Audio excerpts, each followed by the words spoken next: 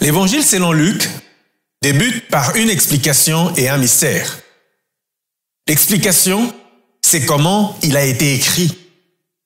Le mystère, c'est la personne à qui il a été écrit. Luc était un médecin qui s'est joint à l'apôtre Paul dans certains de ses voyages. Dans Colossiens 4,14, Paul l'appelle le médecin bien-aimé.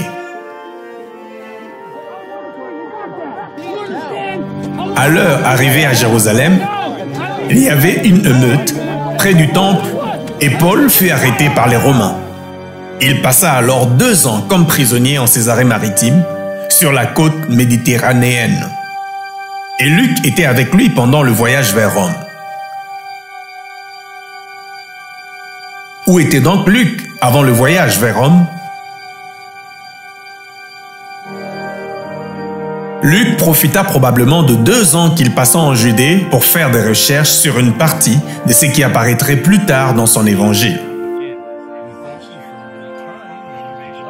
Au chapitre 1er, de versets 1 à 4, le médecin nous dit comment il écrit et pourquoi. Puisque plusieurs ont entrepris de composer un récit des événements qui se sont accomplis parmi nous, tels que nous les ont transmis ceux qui, dès le commencement, en ont été le témoin oculaire et qui sont devenus serviteurs de la parole, il m'a aussi semblé bon, après avoir tout recherché exactement depuis les origines, de te l'exposer par écrit d'une manière suivie, excellent Théophile, afin que tu reconnaisses la certitude des enseignements que tu as reçus. Qui était Théophile? Voilà le mystère. Luc l'appelle excellent Théophile, ce qui suggère qu'il était un homme important, mais son identité demeure inconnue. De toute évidence, il avait une connaissance de Jésus, mais Luc sentit qu'il devait en savoir plus, afin que tu connaisses la certitude des enseignements que tu as reçus. Beaucoup d'entre nous sont comme Théophile, et Luc écrivait pour nous tous. En ouvrant l'évangile selon Luc, vous les voyez tout de suite placer l'histoire de Jésus dans le contexte historique, en nommant les leaders politiques et religieux de l'époque. Au chapitre 2 de son livre, il mentionne César Auguste, les premiers empereurs romains. L'histoire de l'Antiquité nous apprend beaucoup sur lui.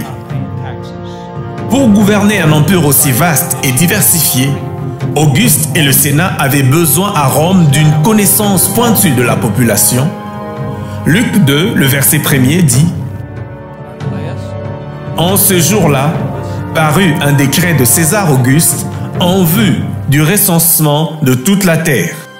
Joseph et Marie se rendirent de Nazareth à Bethléem, le village natal de Joseph. Cela a dû prendre environ 5 jours. Pendant qu'il était là, le temps où Marie devait accoucher arriva. Elle enfanta son fils premier-né.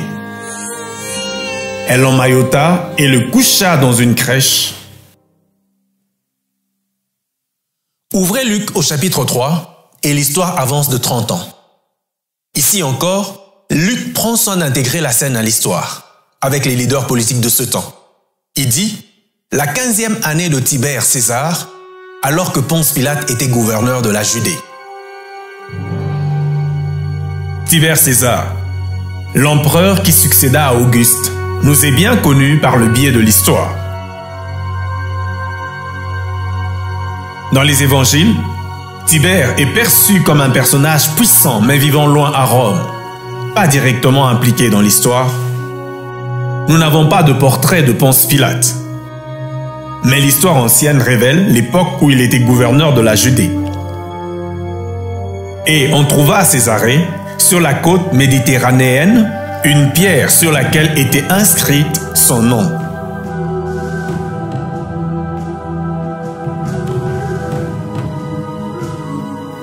La région de la Galilée était dirigée par un homme du nom d'Hérode. Ce n'est pas le roi Hérode de Luc, le premier chapitre. C'est plutôt son fils, Hérode Antipas, servant sous le Romain. Hérode Antipas apparaît plusieurs fois dans l'évangile de Luc. Les décors comprennent donc les leaders politiques de la Galilée, de la Judée et de Rome. Évidemment, ceci a dû être important pour Théophile. Il avait besoin de voir la vie de Jésus dans le contexte qu'il connaissait. C'était de faits réels qui allaient changer le cours de l'histoire. Qu'en est-il du contenu de l'évangile selon Luc? Comment organise-t-il ce qu'il veut dire? Le livre a-t-il une structure? Oui, il en a. Le chapitre 1er au chapitre 4, le verset 13, ouvre la naissance et la préparation de Jésus pour le ministère public. Le chapitre 4 à 9 décrivent son ministère d'enseignement et de guérison dans la Galilée. Les miracles de guérison sont mis en exergue dans Luc. Au chapitre 4, la délivrance du démoniaque dans la synagogue de Capernaum. Au chapitre 7, la guérison du serviteur du centenier et la résurrection du fils de la veuve de Naïn. Au chapitre 8, la guérison de la femme qui avait une hémorragie depuis 12 ans et la résurrection de la fille de Jairus, un leader de la synagogue de Capernaum. Tout comme dans Matthieu et dans Marc, Luc parle du tournant à Césarée de Philippe. C'est au chapitre 9. Jésus pose la question. « Qui dites-vous que je suis ?» Pierre répond. « Le Christ de Dieu. » Dans le chapitre 9 à 19, l'évangile de Luc devient un récit du voyage menant Jésus à Jérusalem. Les Grecs et les Romains étaient familiers au style de ces récits de voyage. Et c'est dans ces cadres que Luc relate une grande partie de ce que Jésus a fait et dit. Du chapitre 19, le verset 45, au chapitre 21, Jésus est à Jérusalem, souvent dans les temples, ou tout près. Dans le chapitre 22 à 24, il meurt, ressuscité des morts et rencontre de nouveau ses disciples. L'évangile selon Luc met l'accent sur certains éléments clés. La prédication de la bonne nouvelle, le salut et la guérison par exemple, le Saint-Esprit et un intérêt pour les pauvres, sans oublier l'importance des femmes dans l'œuvre de Dieu. Les femmes étaient traitées comme des personnes de seconde classe, mais dans Luc, elles sont au premier plan, depuis la naissance jusqu'au tombeau vide. Luc souligne aussi le thème de la prière.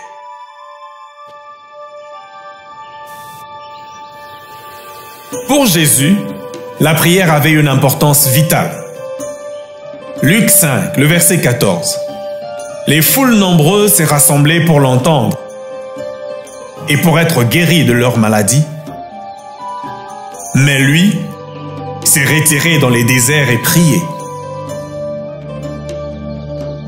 Ceci se répète dans tout l'évangile. Par 9 fois, Luc parle de Jésus en prière. Et au chapitre 11, Jésus raconte une histoire pour nous encourager à prier. L'histoire se passe à minuit, dans un village. Tout était calme et il n'y avait aucune raison que des gens viennent. Mais ces jours-là, il y avait un visiteur inattendu, un ami. Pour la famille qui était là, c'était une surprise. L'arrivée d'un ami est toujours quelque chose de spécial. Et arriver si tard, sain et sauf, est un sujet de reconnaissance. L'hospitalité traditionnelle voulait que les visiteurs soient traités avec respect. Même à minuit, l'accueil d'un visiteur était une question d'honneur, aussi bien pour la famille que pour tous les villages. On devait lui fournir de la nourriture et de la boisson. Mais à cette heure, c'était difficile. L'aliment de base était le pain. Et la famille en faisait chaque matin pour ce besoin immédiat. Pas plus. Tout finissait au souper. Dans une si petite communauté, les gens connaissaient bien les affaires des autres. Et l'autre savait bien où trouver du pain. Ce serait honorable de nourrir des invités inattendus. Mais c'était inopportun et réveiller des voisins au milieu de la nuit exigeait une petite explication. Ami, prête-moi 3 pains, car un de mes amis est arrivé de voyage chez moi et je n'ai rien à lui offrir. Ne me cause pas d'ennui, la porte est déjà fermée. Mes enfants et moi sommes au lit. Je ne puis me lever pour te donner des pains. L'autre insistant encore et encore. Retourner main vide serait une honte pour lui, sa famille et pour le village. C'était inopportun, mais il faudrait bien que son ami s'élève pour l'aider. Ce n'était pas juste une requête en passant, c'était urgent et important. Il obtint le 3 pains. Il était impensable de dire non à une telle requête et tout le monde le savait. C'est ainsi que le pain fut servi, l'invité satisfait et que le village garda sa réputation de lieu d'hospitalité. L'histoire établit un contraste. Si un voisin répond à une requête persévérante, à combien plus forte raison notre Père Céleste répondra à nos prières. Jésus a dit, « Demandez et l'on vous donnera. Cherchez et vous trouverez. Frappez et l'on vous ouvrira. » Soyez donc encouragés à prier, apportez vos besoins à Dieu et demandez son aide. L'intérêt de Jésus pour les hommes transparaît dans des paraboles figurant dans Luc et nulle part ailleurs. La plupart se trouvent dans les récits de voyage après le chapitre 9. L'histoire du fils prodigue, au chapitre 15, est très connue. Étudions-la avec les lentilles de temps biblique.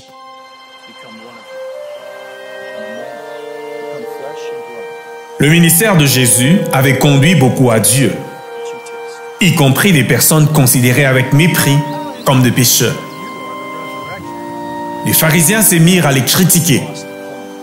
Celui-ci accueille les pécheurs et mange avec eux. Une dispute avec les pharisiens n'aurait servi à rien. Jésus répondit donc avec l'histoire d'un père et ses 2 fils. Cette famille vivait dans un village, mais n'était pas pauvre. Leur terre s'est transmettée de génération en génération. Pourtant, le plus jeune était insatisfait. Il demanda sa part de bien, du vivant même de son père, la vendit et partit. Rien n'a pu lui faire changer d'avis.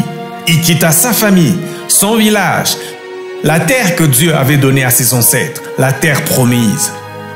Il savait qu'il avait offensé par là la communauté. Et qu'en la rejetant, il ne pouvait plus revenir. Par-dessus tout, il avait blessé sa famille. Le père savait que retenir le jeune homme contre sa volonté était vain. Il ne se rendait pas juste à la ville la plus proche où son père pouvait le trouver et essayer de le ramener. Il quittait tout ce que lui et sa famille avaient toujours connu. Il voulait totalement se débarrasser de l'influence de son père.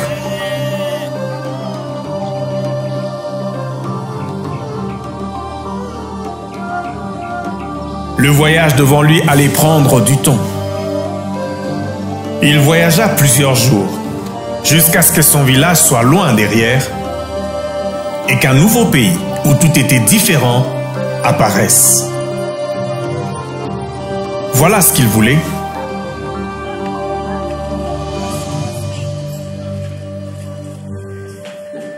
Il était enfin arrivé dans une ville très différente de son village. Mais comment savoir le coût de la vie à cet endroit? Il n'en avait aucune idée. Il avait beaucoup d'argent après avoir vendu de terres, mais il n'en connaissait pas la valeur. Et en tant qu'immigrant dans un pays étranger, il était très vulnérable. il s'est mis à dépenser de façon extravagante, prodigue et insouciante. Il était déterminé à jouir chaque jour d'une vie qui lui soit excitante. Divertissements, soirées et autres ne manquèrent pas. Au village, les choses ne se passaient pas ainsi. C'était bon pour lui.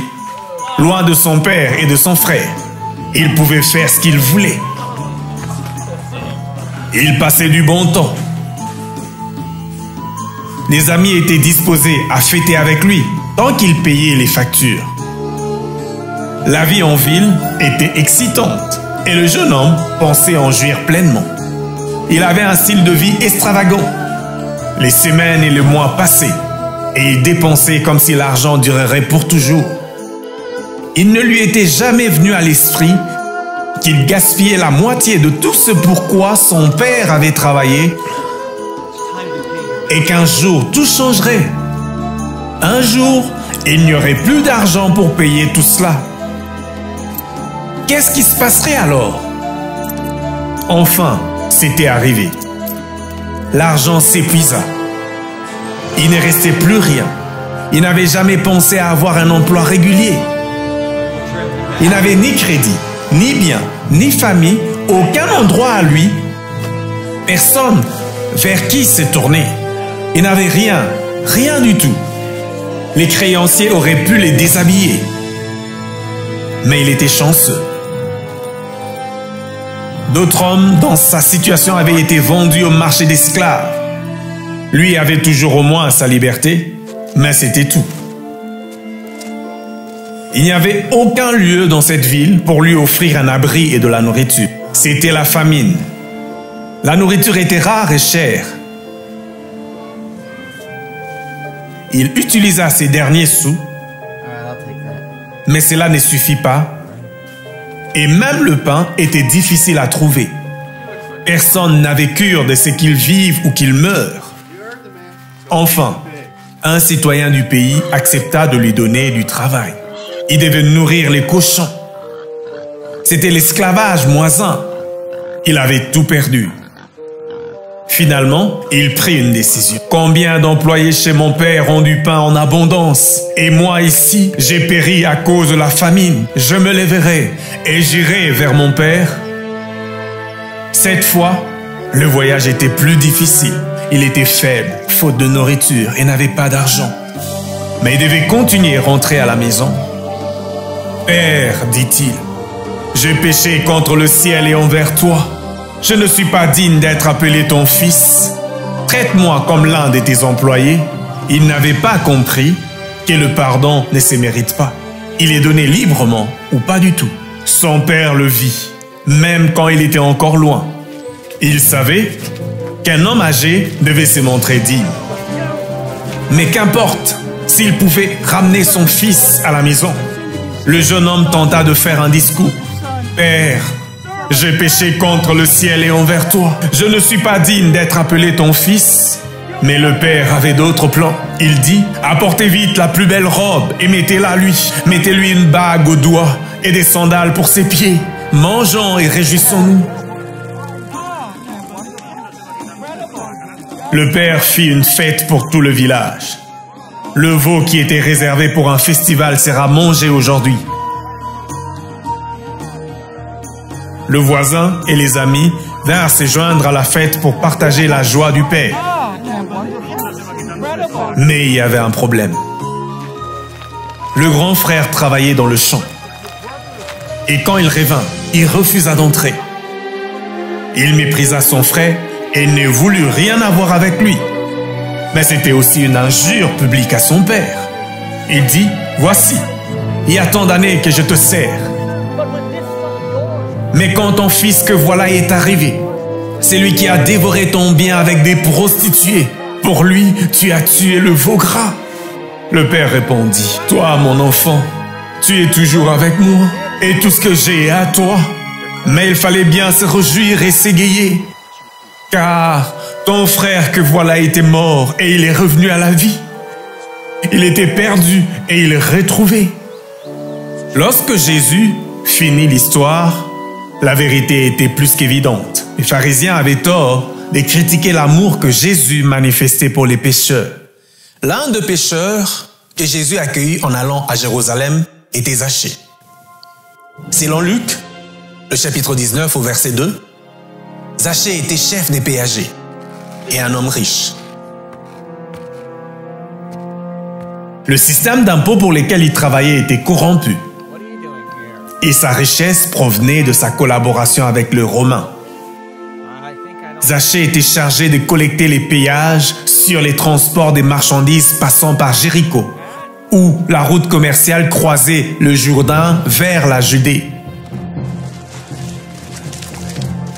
Un péager comme Zachée connaissait bien le mouvement des gens à travers la ville. Zachée avait entendu parler de Jésus. Il savait que Jésus était maître religieux et qu'il faisait des miracles. Et il voulait le voir, peut-être par curiosité. Mais travailler pour les Romains le rendait impopulaire. Zachée trouva donc un autre moyen de voir Jésus.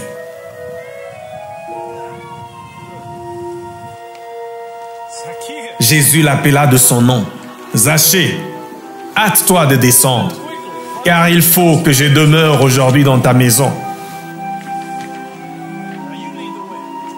Les gens percevaient les maisons visitées par un péager comme impures.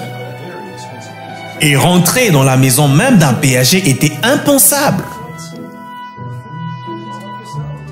Mais quel que soit ce que Zachée était, sa réponse à Jésus était extraordinaire. « Voici, Seigneur, je donne aux pauvres la moitié de mes biens. Et si j'ai fait tort de quelque chose à quelqu'un, je lui rends le quadruple. » Cela plut à Jésus.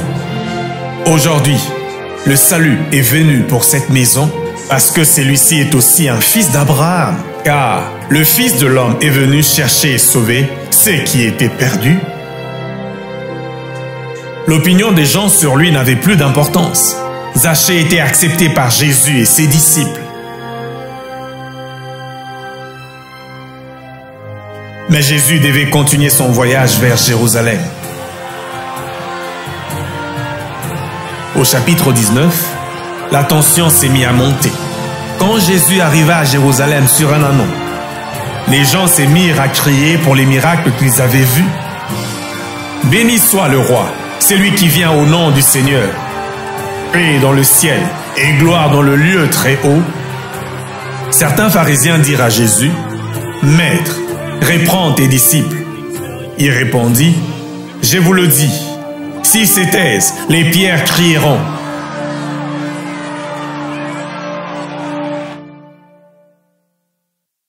Quelques jours après, les principaux sacrificateurs arrêtèrent Jésus, qu'ils menèrent devant le gouverneur Ponce Pilate, en disant « Il soulève le peuple en enseignant dans toute la Judée, depuis la Galilée où il a commencé jusqu'ici. » En entendant cela, Pilate demanda si l'homme était galiléen. La Galilée était sous les règnes d'Hérode Antipas, et Pilate trouva là une porte de sortie. Laissez Hérode juger l'affaire.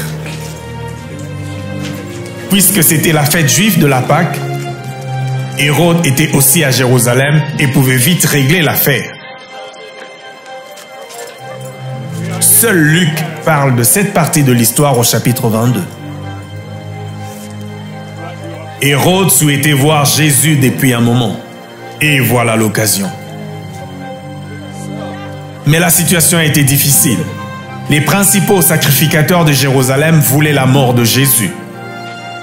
Or, les gens de Galilée les considéraient comme un héros. Les tuer pourrait être impopulaire. Mais Hérode devait faire quelque chose. Il serait plus prudent de tourner l'affaire en dérision. Lui demander de faire un miracle, un tour de magie, une démonstration de puissance surnaturelle par exemple.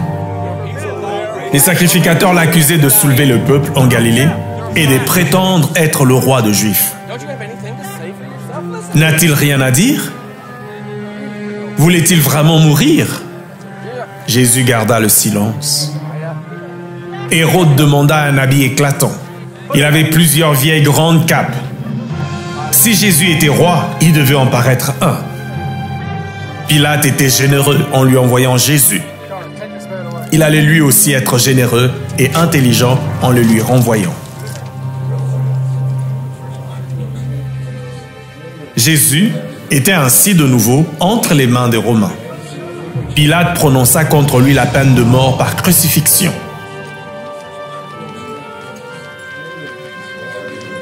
On conduisit Jésus, deux malfaiteurs qu'on allait faire mourir avec Jésus. L'un des malfaiteurs suspendu en croix blasphémait contre lui. « N'es-tu pas le Christ? Sauve-toi toi-même et sauve-nous. » Mais l'autre lui fit des reproches et dit, « Ne crains-tu pas Dieu ?» Et il dit, « Jésus, souviens-toi de moi quand tu viendras dans ton règne. » Jésus lui dit, « En vérité, je te le dis, aujourd'hui, tu seras avec moi dans le paradis. » Luc décrit la mort de Jésus et sa mise au tombeau.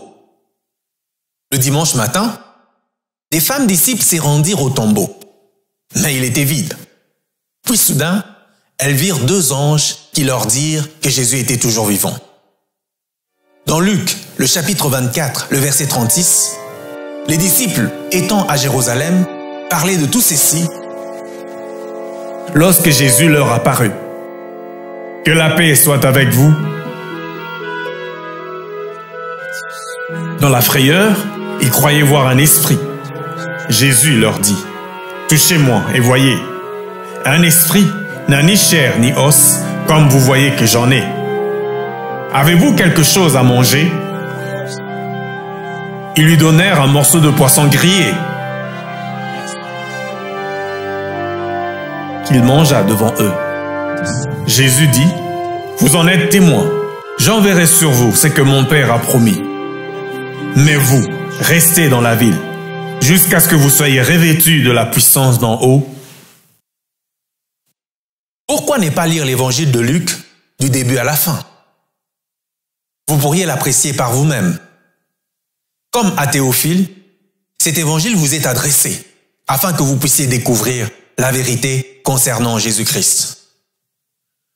Et cette vérité pourrait alors vous conduire à recevoir la révélation de sa personne, afin de croire en lui comme Seigneur et comme Sauveur, et ainsi par ce moyen expérimenter la puissance de Dieu par le Saint-Esprit, pour vivre ce que l'Écriture appelle la vie de l'Esprit ou la nouvelle naissance. Vous avez besoin de Dieu, mais Dieu ne s'improvise pas. Mais Dieu ne se trouve pas par une certaine démarche humaine ou intellectuelle. Il y a bien entendu la part de l'homme, selon les capacités que Dieu nous a données avec l'intelligence, afin de comprendre et de discerner qu'est-ce qui est vrai du faux. Mais la révélation de Jésus va au-delà de la capacité intellectuelle, va au-delà de la compréhension humaine. Quelle que soit l'intelligence de l'homme, la révélation de Jésus est une expérience spirituelle qui ne peut se faire que dans une démarche de foi, dans une démarche de confiance, dans une démarche de recherche et de désir intense pour rencontrer Dieu. L'évangile de Luc vous présente Jésus-Christ dans toute sa dimension divine, afin que vous puissiez le reconnaître, afin que vous puissiez croire en lui, et qu'en croyant en lui, vous ayez la vie, et la vie éternelle. Lisez l'évangile de Luc. Commencez du début à la fin. Allez-y progressivement, et priez pendant votre lecture. Dieu vous accordera la révélation dont vous avez besoin, afin que votre vie soit transformée. Vous parlez de Dieu, peut-être vous en donnez différentes définitions, mais vous verrez par votre expérience de la découverte de Jésus et de la révélation que Dieu donne par l'Esprit, vous verrez et vous comprendrez que l'expérience de Dieu est une dimension surnaturelle, véritable et puissante. L'Écriture dit, croyez afin que vous puissiez voir la gloire de Dieu. Lisez Luc et vous rencontrerez celui dans votre vie, celui dans votre âme a toujours désiré. C'est pourquoi vous avez été créés. Que Dieu vous bénisse.